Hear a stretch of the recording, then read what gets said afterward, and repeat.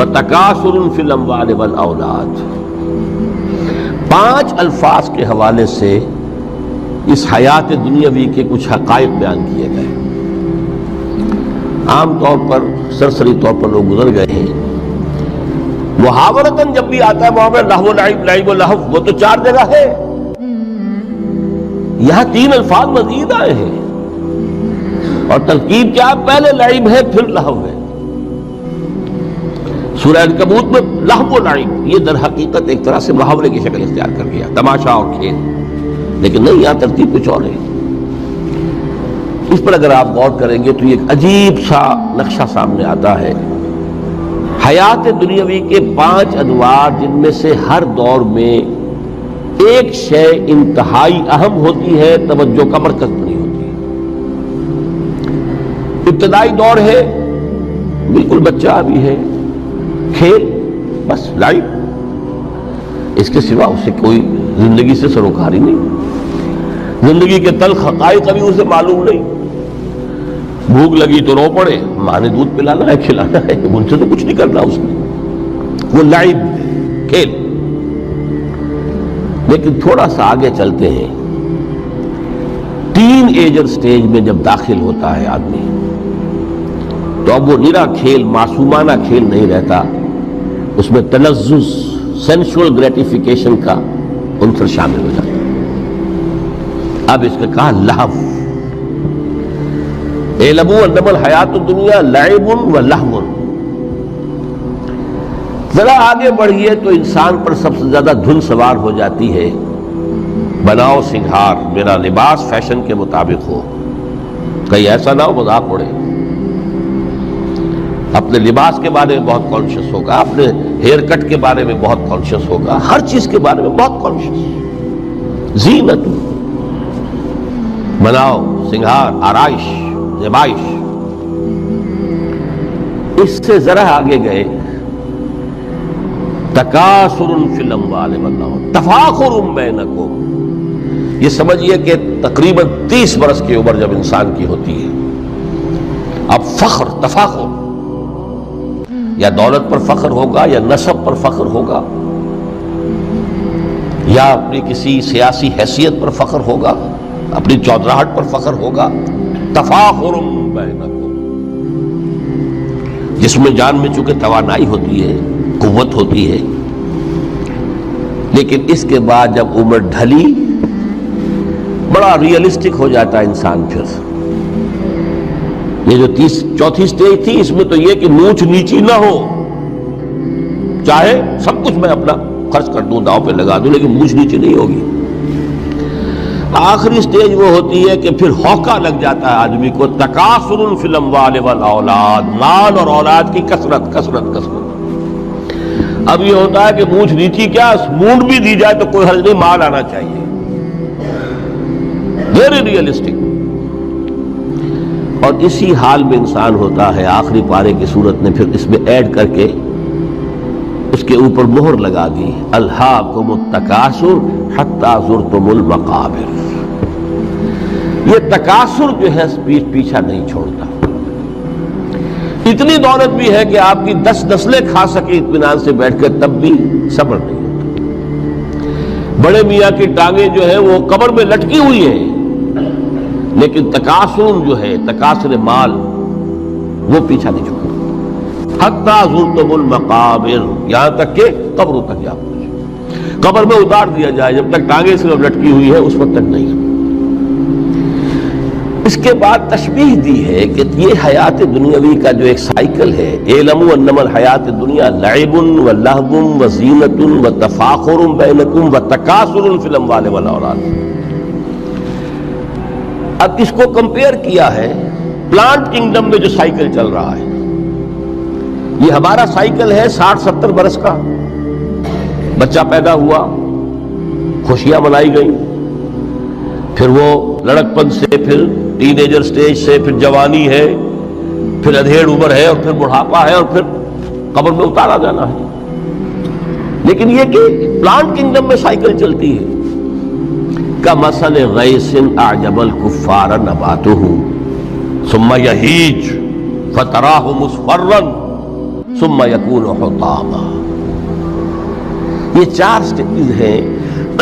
جیسے بارش برستی ہے تو سبزہ نمودار ہوتا ہے اور کاشتکار کو بڑا اچھا لگتا ہے. اس نے بیج بویا تھا, اس نے محنت کی تھی, اس نے ہل چلایا تھا. اعجب الکفار نباتہ, اس کو بہت اچھا لگتا ہے, دل باغ باغ ہو جاتا ہے.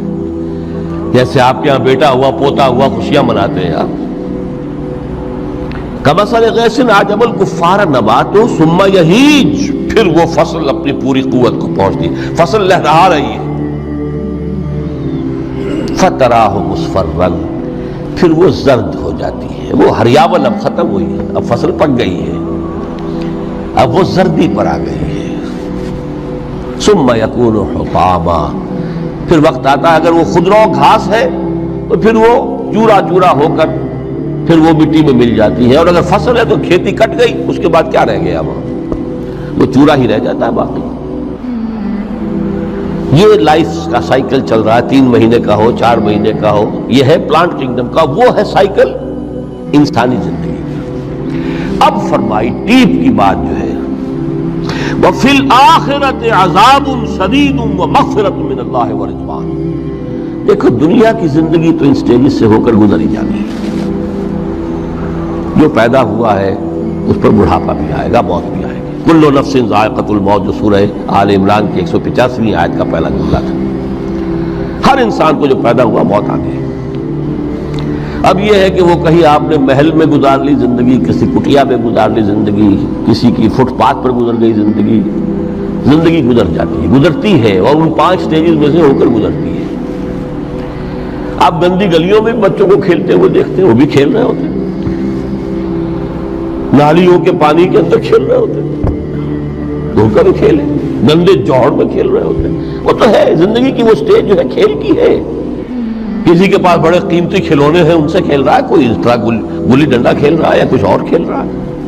لیکن وہ 5 سٹیجز تو آئیں گی. اعلموا انما الحیات الدنیا لعب ولہو وزینۃ وتفاخر بینکم وتکاثر فی الاموال والاولاد کمثل غیث اعجب الکفار نباتہ ثم یہیج فتراہ مصفرا ثم یکون حطاما وفی الآخرۃ عذاب شدید ومغفرۃ من اللہ ورضوان. آخرت میں جا کر یہ بائیفرکیشن ہو جانی ہے, یا تو شدید عذاب اور یا اللہ کی مغفرت اور رضا. Now the choice is yours, اما شاکرا و اما کفورا. فیصلہ تم خود کر لو. وما الحیات الدنیا الا متاع الغرور. یہاں بھی آخری الفاظ وہ ہے کہ دنیا کی زندگی دھوکے کے سوا کچھ نہیں. کیوں؟ اگر تو دنیا کی زندگی میں گم ہو گئے, جیسے کہ اقبال نے کہا ہے کہ کافر کی یہ پہچان کے آفاق میں گم ہے, اور مومن کی یہ پہچان کے گم اس میں ہے آفاق. دنیا میں رہو, طالب دنیا نہ بنو, طالب عقبہ, طالب آخرہ. دنیا میں رہو, برتو, استعمال کرو, تمہارے لیے پیدا کیا گیا بھائی, برتو. متاع ہے, برتنے کی شے ہے. ہاں حلال اور حرام کی پابندیاں سامنے رکھو, باقی برتو. مطلوب یہ نہ ہو, مقصود یہ نہ ہو, مطلوب آخرہ ہو. انما الدنیا خلقت لکم وانتم خلقتم للآخرہ. منزل وہ رہے, مستحضر رہے, سامنے رہے کہ میں تو اجنبی ہوں, یہاں یہ میرا وطن نہیں ہے. الدنیا سجن المومن و جنت الکافر. جیسے کسی پرندے کو کسی پنجرے میں بند کر دیا گیا ہو, اس طرح ہمیں اس دنیا میں بھیج دیا گیا. اللہ کی مرضی ہے, اس نے بھیجا ہے. جب تک وہ چاہتا ہم رہیں گے یہاں, لیکن ہمارا دل یہاں نہیں لگے گا. بازار سے گزرا ہوں, خریدار نہیں ہوں, طالب دنیا نہ ہو, تب تو یہ کوئی دھوکے کا سودا نہیں, وطن نہیں, بالکل نہیں. حضور نے خود فرمایا مجھے تمہاری اس دنیا میں سے فلاں فلاں چیزیں بہت پسند ہیں, اور کس قدر ریئلسٹک ہیں. آپ نے عورتوں کے بارے میں فرمایا مجھے اس دنیا سے پسند ہے عورت. کوئی تصنع اور کوئی بھی تکلف اور کوئی خلاف فطرت بات نہیں کی محمد رسول اللہ صلی اللہ علیہ وسلم. آنکھوں کی ٹھنڈک میری نماز میں ہے, مجھے خوشبو پسند ہے. عورت کی طرف بھی آپ کا رجحان تھا. قرآن مجید میں آتا نا، اے نبی اب کوئی اور نکاح آپ نہیں کریں گے، وَلَوْ أَعْجَبَتْكَ حُسْنُهُنَّ، چاہے ان کا حسن جو ہے وہ آپ کو اچھا لگے، اب اجازت نہیں ہے مزید، بس فل سٹاپ، جتنے نکاح ہو چکے ہو چکے۔ تو یہ دنیا کو حضور نے صلی اللہ علیہ وسلم دنیا پر سوار رہو، دنیا کو اپنے اوپر سوار نہ ہونے دو، بس بات صرف یہ ہے۔ کافر کی یہ پہچان کہ آفاق میں گم ہے۔ اسی لیے سورہ کہف کا ایک مرکزی مضمون ہے، پہلے رکوع میں بات آتی ہے اِنَّا جَعَلْنَا مَا عَلَى الْأَرْضِ زِینَةً لَهَا لِنَبْلُوَهُمْ أَيُّهُمْ أَحْسَنُ عَمَلًا، ہم نے اس دنیا پر جو کچھ ہے، یہ اسکائی اسکریپرز بن گئے ہمارے زمانے میں، اور یہ شاندار بلڈنگز ہیں، اور یہ کچھ ہے، ہم نے زینت اور زیبائش اور آرائش بنا دیا ہے تاکہ آزمائیں۔ انہی کے حسن کے شکار ہو جاتے ہو اور ان کے پرستار بن کر رہ جاتے ہو۔ رخ روشن کے آگے شمع رکھ کر وہ یہ کہتے ہیں، ادھر جاتا ہے دیکھیں یا ادھر پروانہ آتا ہے، پھر بھی اللہ ہی کے عاشق بنے رہو، اللہ ہی سے محبت کرو تو کامیاب ہو گئے۔ دنیا کو برتو، اگر دنیا یہ عروس ہزار داماد جو ہے، اگر کہیں یہ محبوبہ بن گئی تو گئے، ختم۔ اچھا دیکھیے اس سورہ حدید میں اب یہ دنیا کی حقیقت کو اس طرح بیان کر کے دو نتیجے جو اس سے نکلتے ہیں ان کو علیحدہ علیحدہ بیان کر دیا۔ ایک نتیجہ جو میں بیان کر چکا، رحمانیت، ترک دنیا، اس کی نفی کرتے ہوئے فرمایا وَلَقَدْ أَرْسَلْنَا نُوحًا وَإِبْرَاهِيمَ وَجَعَلْنَا فِي ذُرِّيَّتِهِمَا النُّبُوَّةَ وَالْكِتَابَ فَمِنْهُمْ مُهْتَدٍ وَكَثِيرٌ مِّنْهُمْ فَاسِقُونَ ثُمَّ قَفَّيْنَا عَلَىٰ آثَارِهِمْ بِرُسُلِنَا وَقَفَّيْنَا بِعِيسَى ابْنِ مَرْيَمَ وَآتَيْنَاهُ الْإِنجِيلَ وَجَعَلْنَا فِي قُلُوبِ الَّذِينَ اتَّبَعُوهُ رَأْفَةً وَرَحْمَةً وَرَهْبَانِيَّةً ابْتَدَعُوهَا مَا كَتَبْنَاهَا عَلَيْهِمْ۔ اصل مضمون یہ تھا جس کے لیے تمہید اتنی لمبی باندھی، ہم نے نوح کو بھیجا، ابراہیم کو بھیجا، ان کی اولاد میں ہی نبوت اور کتاب رکھ دی، پھر ان کے نقش قدم پر ہم نے اٹھایا عیسیٰ ابن مریم کو، انہیں انجیل دی، اور جو لوگ ان پر ایمان لائے ان کے دلوں میں رحمت اور رافت کے جذبات پیدا کر دیے، انسانی ہمدردی۔ حضرت عیسیٰ کا جو اپنا مزاج تھا، ظاہر بات ہے کہ آپ کے حواریین اور آپ پر ایمان لانے والوں میں اسی کا ایک عکس پیدا ہونا تھا، لہذا وہ ایک خاص کیفیت، لیکن فرمایا ایک شے کیوں انہوں نے بدعت کے طور پر ایجاد کر لیا، وَرَهْبَانِيَّةً ابْتَدَعُوهَا مَا كَتَبْنَاهَا عَلَيْهِمْ، رہبانیت کی انہوں نے بدعت ایجاد کر لی، یہ انہوں نے کی ہے، ہم نے یہ ان پر فرض نہیں کی تھی۔ یہ ہے وہ منفی نتیجہ، گریز، خانقاہوں میں جا کر بیٹھ جاؤ، موناسٹسزم، تجرد کی زندگی گزارو، نتیجہ اس کا کیا نکلتا ہے کہ بظاہر راہب اور راہبائیں رہ رہی ہیں اور رہ رہے ہیں، اور اندر جو حرام کاری کے بازار چل رہے ہیں، اور تہخانوں کے اندر حرامی بچوں کی قبروں کی قبرستان بنے۔ ہسٹری آف کرسچین موناسٹسزم پر کتابیں پڑھ لیجیے، خود انہوں نے اپنے سارے جو ہیں بخیے ادھیڑ کر خود رکھ دیے۔ یہ رہبانیت، یہ اسلام کا راستہ نہیں ہے۔ احادیث کے حوالے سے میں آپ کے سامنے پہلے بیان کر چکا ہوں، میں بعد میں تھوڑا سا عرض کروں گا کہ ہمارے ہاں بھی یہ رسم کیوں آئی اور کیسے آئی۔